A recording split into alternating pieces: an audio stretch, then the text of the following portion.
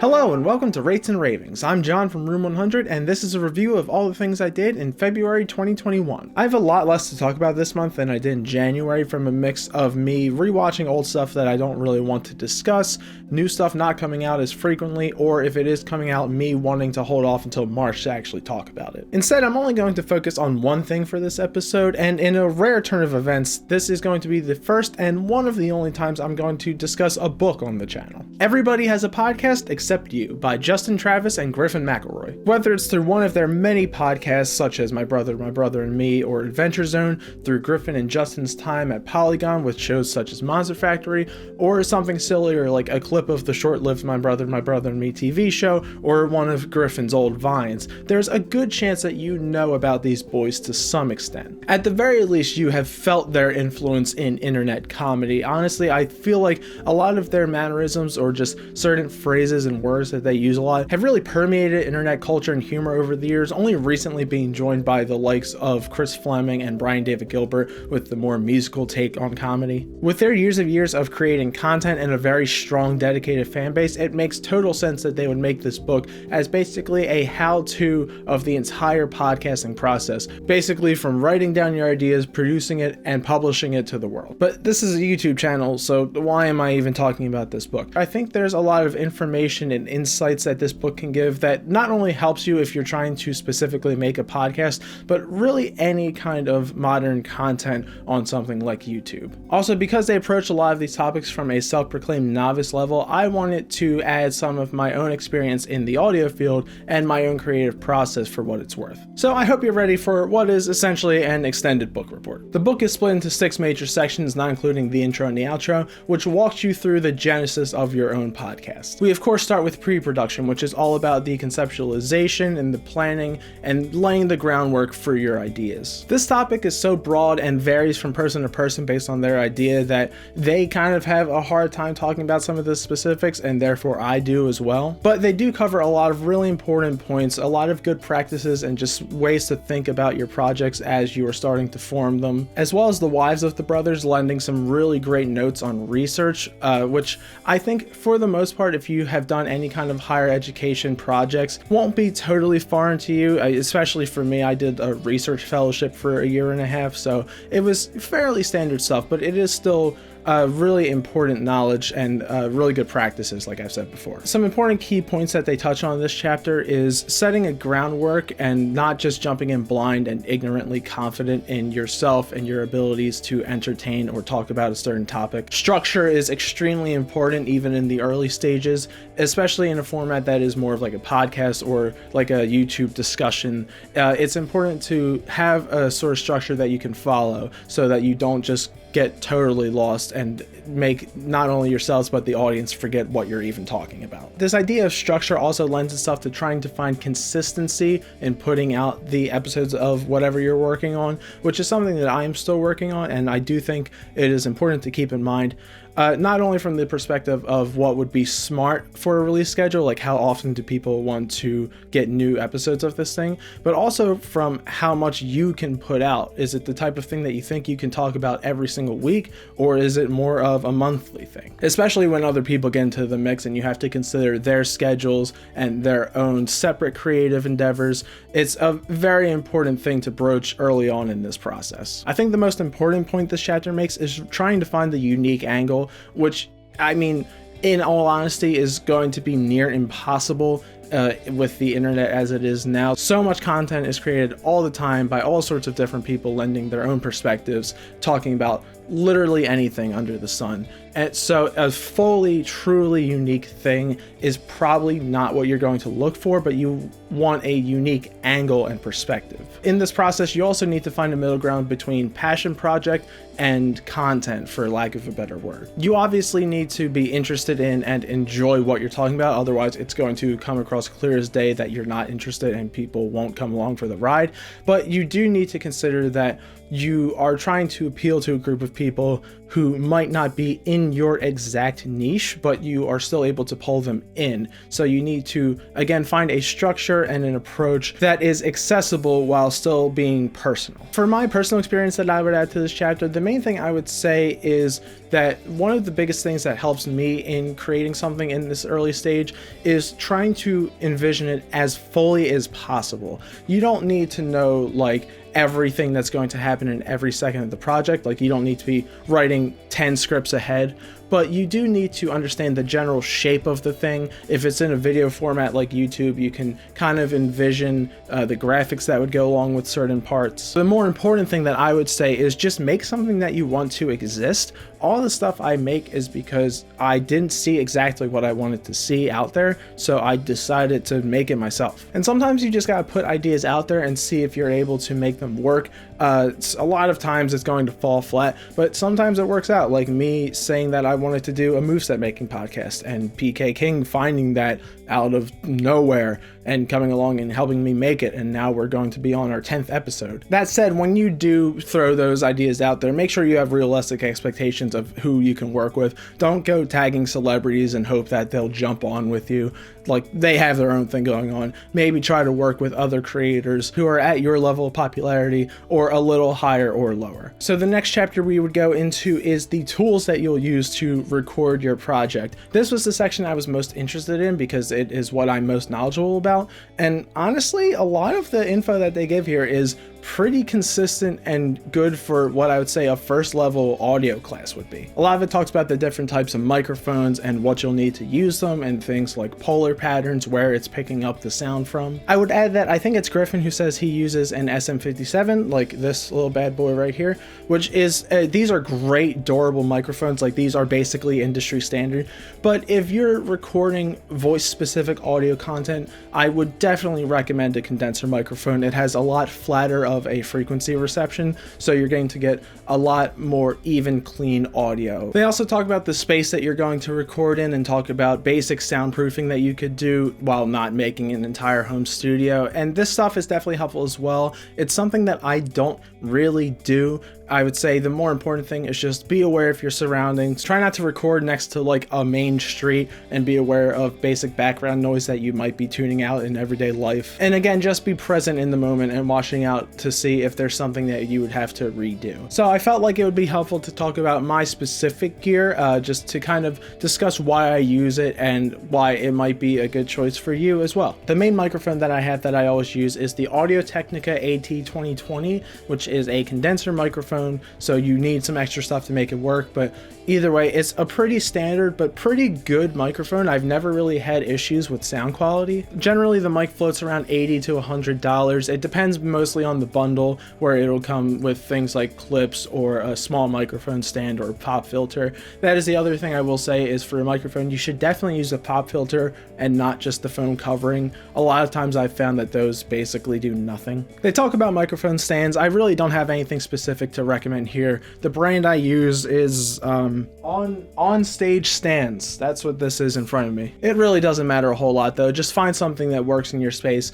and be aware that the mic is going to add a little bit of weight to it. So if you're using a straight standing microphone, it's not going to be an issue. But if you're using one with multiple points of articulation, you're gonna have to watch out, because if you extend it too far, the mic is going to pull the whole stand down. So with a condenser microphone and an XLR cable, you're definitely going to need an interface. The interface that I use is a PreSonus AudioBox USB 96. This is another $100 purchase. I have had pretty good results with this thing throughout all of my time using it. I got it when I first got my first AT2020. I would just read reviews and see if certain brands are better than others, and there's definitely cheaper ones you can find that only have one mic input and a lot less going on, like it's not going to support MIDI or anything like that, but you probably don't need that. As for DAWs, the digital audio workspace, I use Pro Tools, which is way more than you would ever have to use for something like a podcast or a very basic YouTube video. It's super expensive, and now I think it's on a subscription model. I luckily bought it with a student discount where it was a one-time purchase,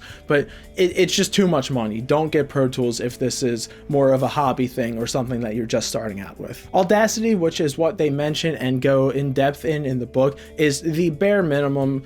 You can get perfectly good results by using Audacity, but I do think you'll outgrow it fairly quickly if you're anywhat interested in the editing and recording aspects specifically. Another software that I will use from time to time is Mixcraft. I have Mixcraft 6, and I believe it's up to, I think, version 9. That's about $100, but that has been pretty helpful for me. It's a little more advanced than Audacity and has some plugins that you can get some good mileage out of if you're willing to learn exactly how they work. The next section is on recording, not like the tools section, which is what you need to record, but more so the best practices of when you are recording, how to get the most out of it basically, and a lot of it revolves around focus. This section basically talks about being present in the moment and trying to think both as an entertainer and as a producer, and just trying to wear a lot of hats at the same time and be thinking on a lot of different levels. This can be tough to get used to, but it is a very useful skill that I use frequently. You want to be thinking about what you're doing in the moment. If it needs to be redone, you can think on past things and how they will work into the full product,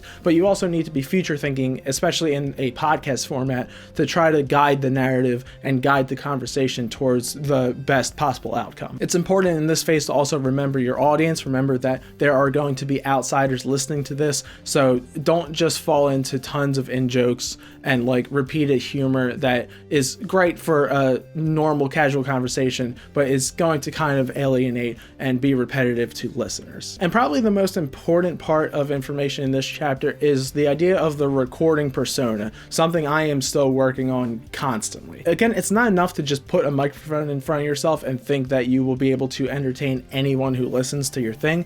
Like, you need to amp yourself up, and you can go back to any of my earlier videos, and I definitely struggled with that, and I still struggle with it from time to time now. Being in front of a camera definitely helps because it automatically makes you feel like someone is watching you or is going to watch you, and that kind of makes you amp yourself up as well, kind of like being on a stage. But if it's a fully audio medium, then I would say just putting a mirror in front of you, or like the book says, just putting a chair with something on it in front of you can at least make you feel like you are talking to somebody and make you remember to keep that energy up. And when you hear about this recording persona, we don't mean going full on, "What's going on, guys? This is Room 100 here. Let's go!" But still, just amp your energy up a little bit and try to be consistently excited about what you're talking about. The most important thing that I would add here is just when you're recording, record everything that you think you'll need. This is something that I picked up while recording music, but it's important in basically any kind of creation. From a musical aspect, if I have a guitar amp mic'd up, I'm going to record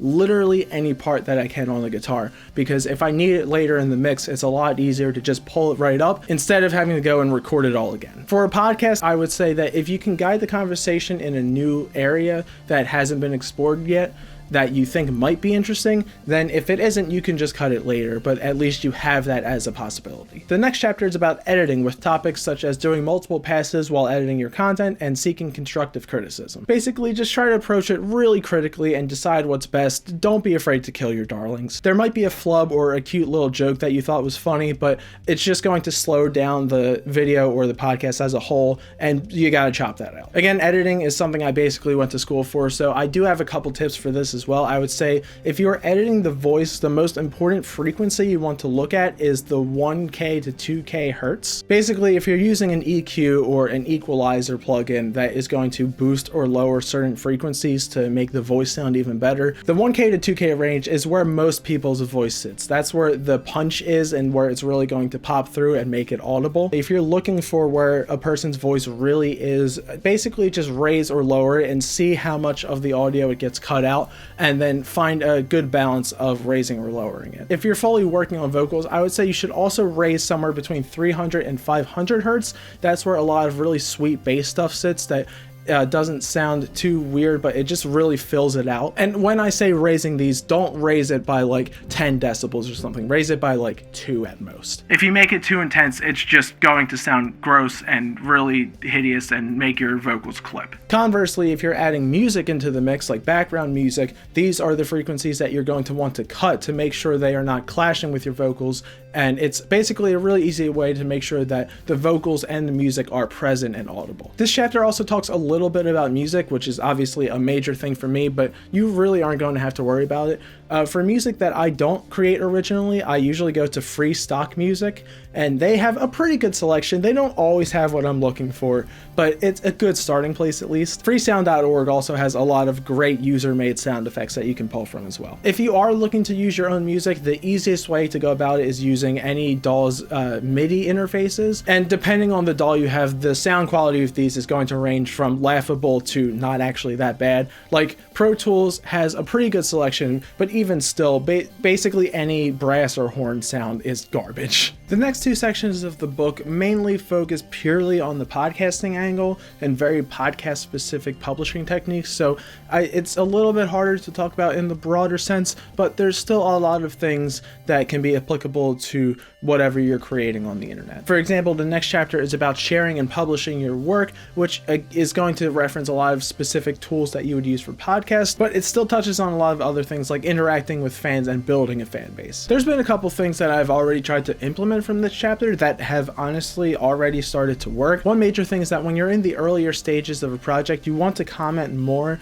and interact with fans more, whether it's just thanking them for a reply or praise, or jumping into some constructive criticism. On the last couple videos I've done, I've tried to comment more where it made sense to do so, and I have already started to get more subscribers because of it, I think. The other side of this though is when the book talks about dealing with trolls, which fortunately I really haven't had to deal with. I've only had a handful of negative comments on like anything that I've done on this channel, and I will say I am not the personality who will take a lot of the advice that this chapter gives to heart.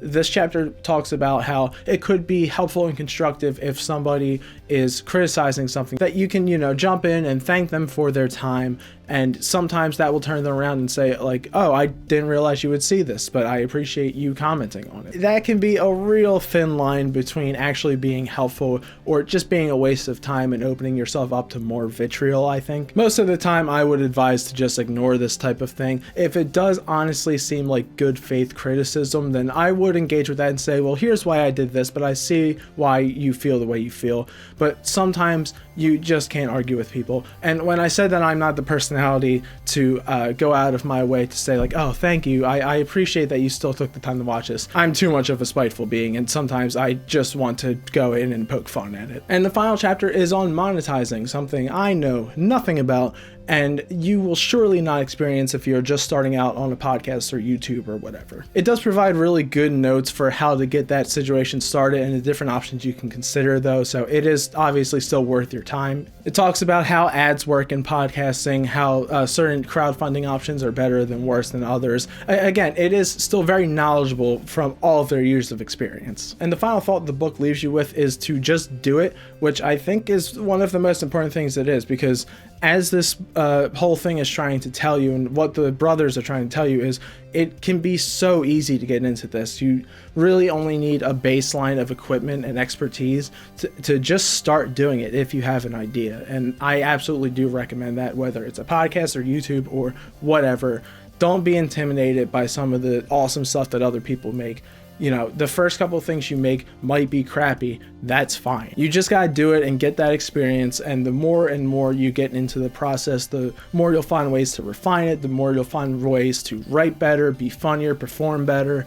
It's just, you keep learning more and more in this format, and it just makes your stuff better and better. So overall, it's a really fun, informative book that is a great jumping off point, whether you are just starting out or have a pretty good idea of what you're doing, but it still provides some really thoughtful insights that could make you think about your project from a different perspective. I can't really rate a book like I do anything else. Like, I can't give it a numerical rating because I can't judge it technically. It's a well-made book. It's nice and hardback. It doesn't fall apart. I guess I could say that at times I kind of forgot which of the brothers was talking in a certain section, and there was one typo that I found where something wasn't bullet pointed when it was supposed to be. But that doesn't really matter at all. So in the end, I would definitely recommend this to you. You might not get much out of it if you're not actively trying to create something like a podcast or YouTube channel or whatever, but it is still really entertaining and funny. There's some hilarious sections like when they banter banter back and forth about Audacity.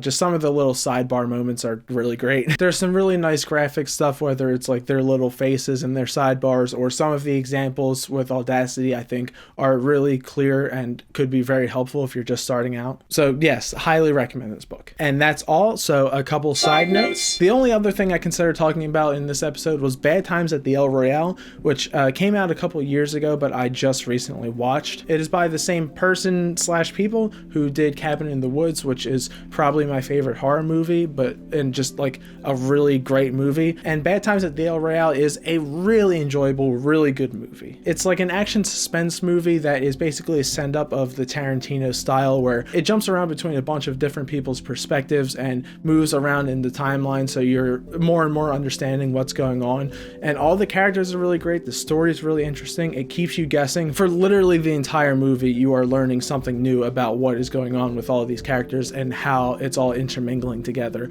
And it's really interesting and impressive. I also really appreciate that it isn't afraid to be surprising, and they just straight up kill off main characters who are played by like big name actors. There was a couple story beats that were predictable off and on, but overall it is highly enjoyable. I would absolutely recommend this movie. I don't really know how it would do on a rewatch now that I know everything that is going to happen, but it is still really enjoyable. There's some great characters, great action. I love the style of it. It's not quite as on the nose and meta as Cabin in the Woods is, but it still very much feels like the same bones in there. I would give that like a 7.5 or an 8 out of 10. As for next episode, we just got episode 7 of WandaVision, so that will be ending in 2 episodes. Have been enjoying it so much. I really enjoy it. I can't wait to talk about it next time. And I also am playing through Mario 3D World Bowser's Fury for Switch. I haven't started Bowser's Fury yet, but I've been playing through 3D World. And that's really enjoyable. I'll talk about that next time as well. So that's all I got for now. Let me know what you think. Let me know if you got Everybody Has a Podcast Except You and what you thought about it. Ready Move Psycho episode 9 and a mashup of Strong One and Pig Step called Strong Pig just came out, so go check those out as well. Be sure to like and subscribe, and as always, thanks for watching.